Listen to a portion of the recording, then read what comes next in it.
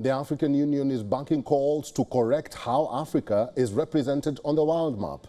Advocates say the widely used Mercator projection distorts the continent's true size, shrinking Africa while enlarging regions like Europe and North America. Here is our cover report this week.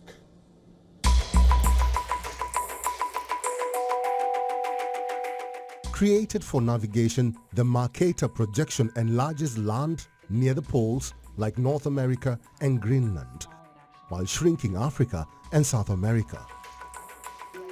AU Deputy Chairperson Selma Malika Haddadi says the map falsely portrays Africa as marginal. Despite being the world's second largest continent and home to over 1 billion people. Critics argue the Mercator's distortions shape how Africa is seen in education, media and policy, influencing identity and pride, especially among children. In fact, I think that this has several ramifications. It might seem to be just a map, but in reality, it is not. I think the real life implications of it is that when you're dealing with something that is much bigger than it is, your policies towards it, your investment into it are actually impacted because you're basing it on incorrect information.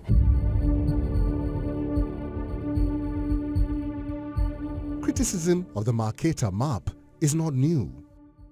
But the Correct the Map campaign, led by advocacy groups Africa, No Filter and Speak Up Africa, has revived the debate, urging organizations to adopt the 2018 Equal Earth projection, which tries to reflect countries' true sizes.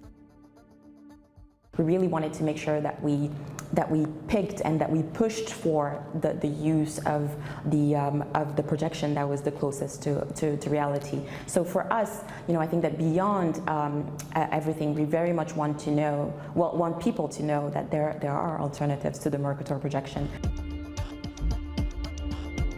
The AU will advocate for wider map adoption and discuss collective actions with member states.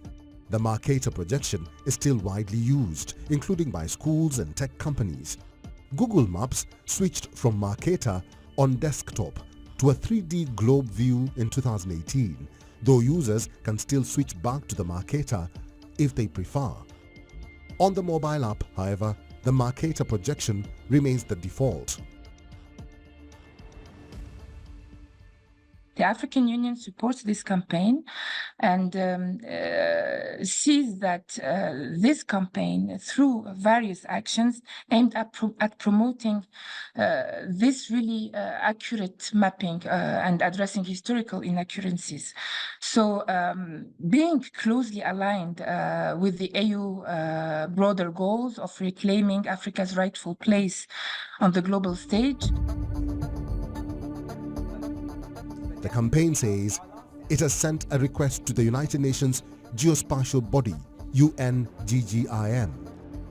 A United Nations spokesperson says that once they received it, it must be reviewed and approved by a committee of experts. Africa Bureau, WION, World is One.